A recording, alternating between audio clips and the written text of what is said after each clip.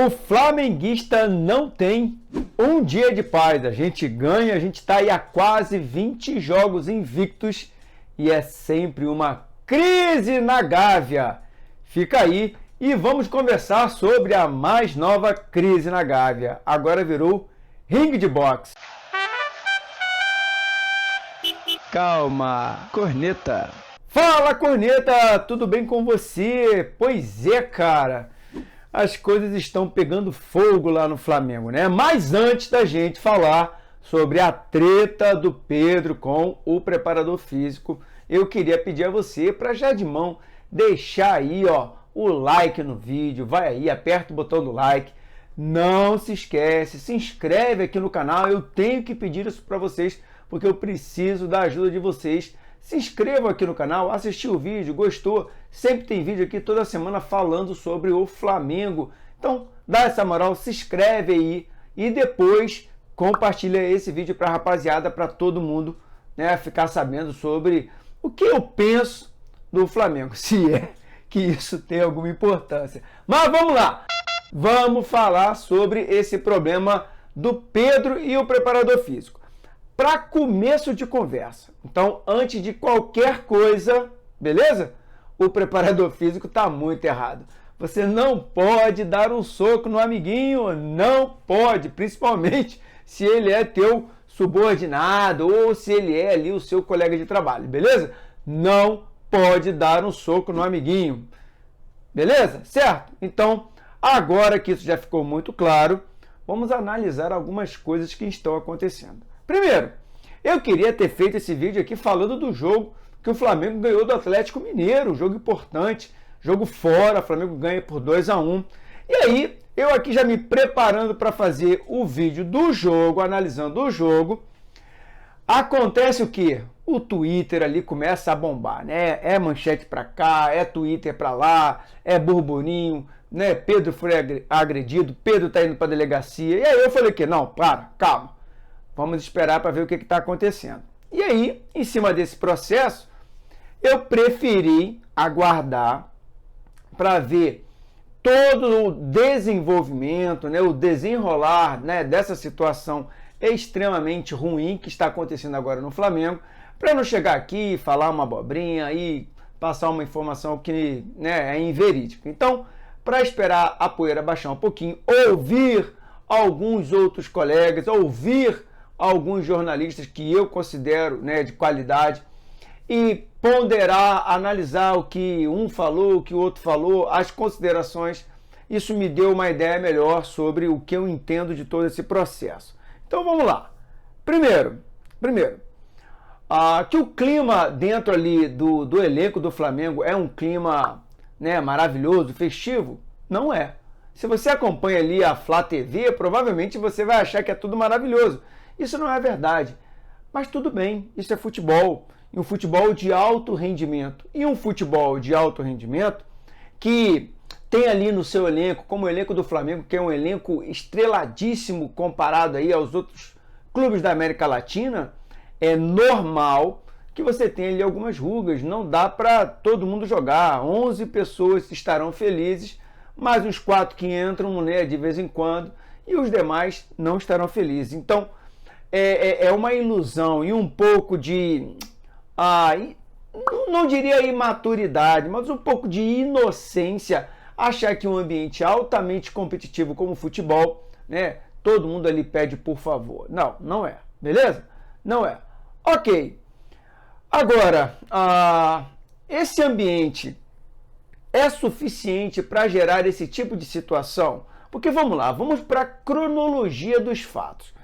O que a gente ficou sabendo é que o Pedro estava ali aquecendo e o treinador ele opta por colocar outros jogadores e antes dele fazer a última substituição, ou seja, o Pedro poderia ser utilizado, o Pedro vai para o vestiário e, né, abandona o aquecimento. Isso já é uma insubordinação, beleza? E não é a primeira vez que isso acontece no Flamengo.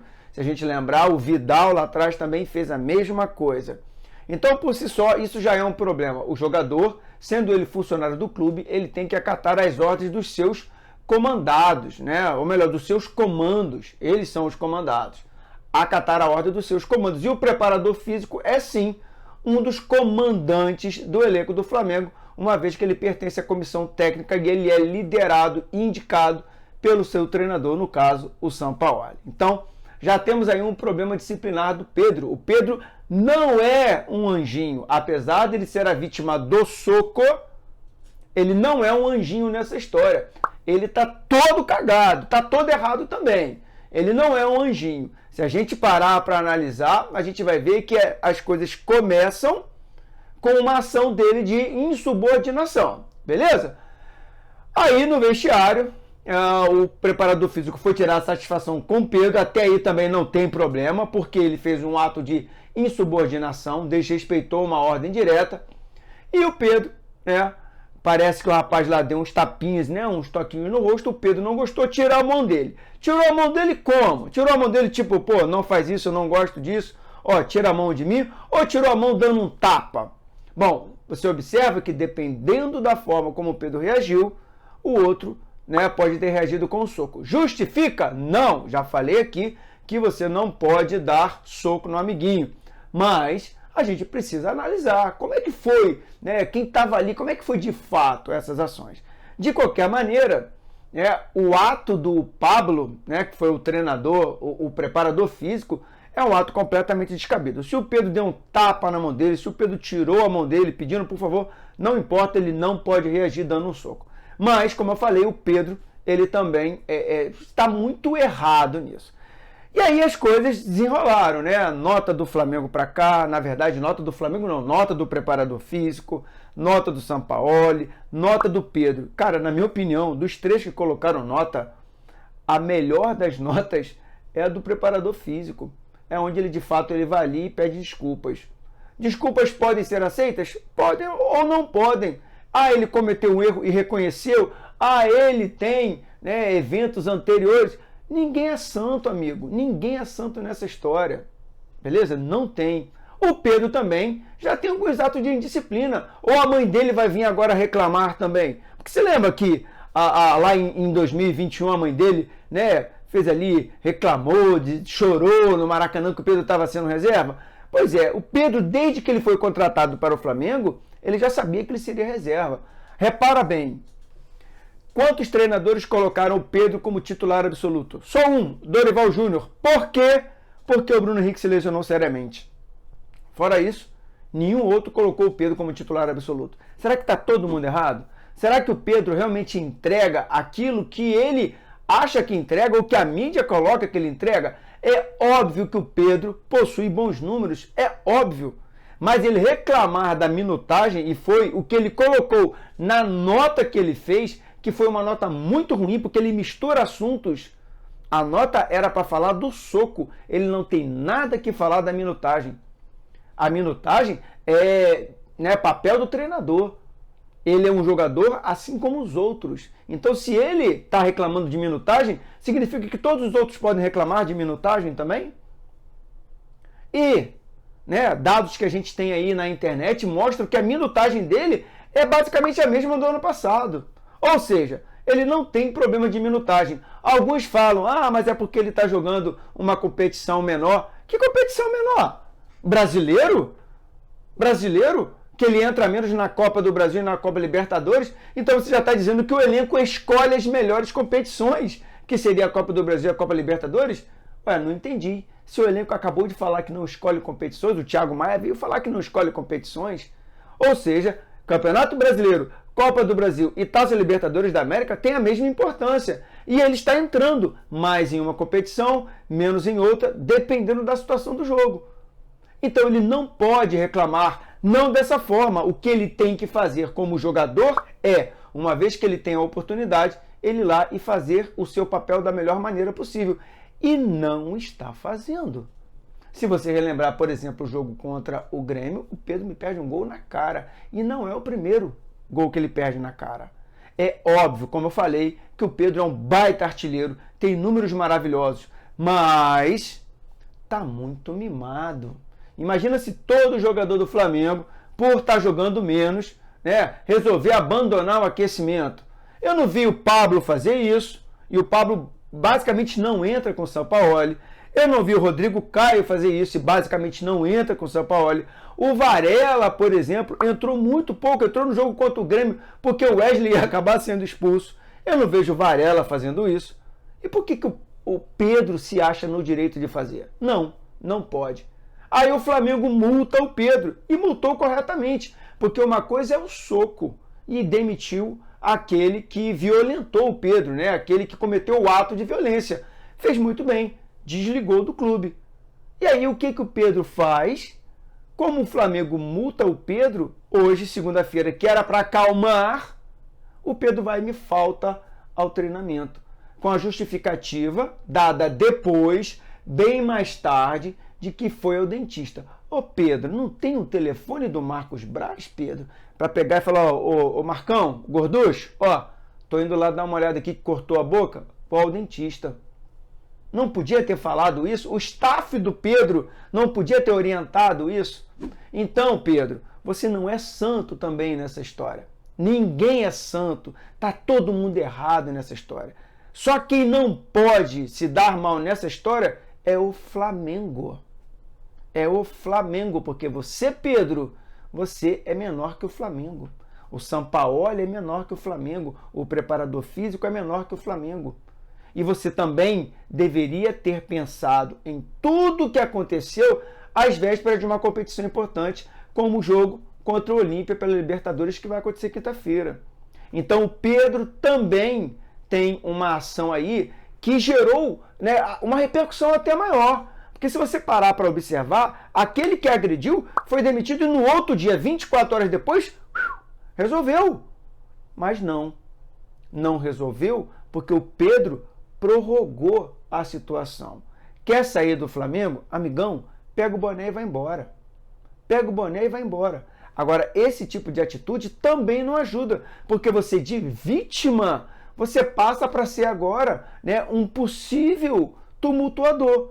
Você passa a criar um ambiente extremamente complicado agora dentro do campo e dentro do clube. Ah, você não gosta do Sampaoli? Seja bem-vindo à vida real, amigo. Eu também não gosto de uma série de coisas. E, no entanto, eu preciso cumprir com as minhas obrigações. E você, como jogador do Flamengo, também. Você não tem que amar o treinador. Você não tem que amar o treinador. Se o treinador te coloca mais ou menos, isso é opção do cara. Se você concorda ou não, essa é a tua opinião. Então você, quando for colocado em campo, você tem que ir lá e tem que fazer o seu trabalho. Fazer o seu trabalho. E o seu trabalho não é sair, né, ali do aquecimento antes. Isso não faz parte do seu trabalho. Por isso que o Flamengo multou e multou bem. E deveria multar, né, pela falta de comunicação de que você iria ao dentista. Por quê? Eu, quando vou ao médico no meu trabalho, eu tenho que pedir autorização. Não é assim, eu vou e só comunico. Não é assim que funciona. Ou seja, você deveria ter a autorização prévia do Flamengo para ir verificar o que aconteceu com a sua boca devido ao soco que você tomou. Você não pode simplesmente eu vou e horas depois de já ter se criado manchetes que só atrapalham o Flamengo, você ali justificar que você foi ao dentista. Então, foi tudo muito mal conduzido também por você, Pedro. Você é a vítima por ter tomado o soco, mas você não é a vítima por tudo que está acontecendo. E o que está acontecendo é sim parte pelo seu comportamento imaturo, mimado e muitas vezes irresponsável com esse escudo aqui, ó, com o escudo do Flamengo. Então você, Pedro, precisa repensar as suas ações, repensar os seus pensamentos e as suas atitudes se você quer continuar no Flamengo. E se você não quiser, parceiro, obrigado por tudo, Pedrão. Obrigado por tudo. Você foi muito importante na conquista da Libertadores ano passado. Você está na memória do Flamengo. Mas lembre-se, você não é maior que o Flamengo. E lembre-se também, outros jogadores estão à sua frente. Gabigol está à sua frente. Arrascaeta está à sua frente. Felipe Luiz está à sua frente. Everton Ribeiro está à sua frente. Bruno Henrique está à sua frente. Sem contar, talvez ali outros jogadores. E talvez, então, o Gerson esteja pau a pau com você. Ou seja, há uma hierarquia também em nível de importância de jogadores no Flamengo. Você não é a última batatinha do saco, Pedro. Apesar de você se achar. Beleza? Então é isso. É claro que não dá para falar tudo que eu penso nesse vídeo. Ficaria um vídeo gigantesco. muito provável que algumas coisas que eu também penso e gostaria de falar escaparam aqui, né? Eu não vou conseguir expressar todos os meus pensamentos para que esse vídeo não fique muito longo, mas dando um resumo de tudo o que está acontecendo, é o que eu penso, beleza? Agora é o quê? Agora é juntar os cacos dessa bagunça toda, né? Porque, como eu falei aqui no início, o flamenguista não tem um dia de paz, e se preparar como der para jogar contra o Olímpia. Sabe-se lá com que clima, sabe-se lá de que maneira o Sampaoli vai ter o domínio do grupo ainda, o clima para trabalhar estará bom, o Pedro fará novo biquinho, outros jogadores tomarão isso como exemplo? Bom, aí a gente vai ter que ver as cenas dos próximos capítulos. Gabigol, você falou que o Flamengo não era um BBB. Eu acho que dessa vez você errou. Valeu? Forte abraço. Nos vemos agora no próximo vídeo, na próxima luta ou no próximo ringue. Valeu.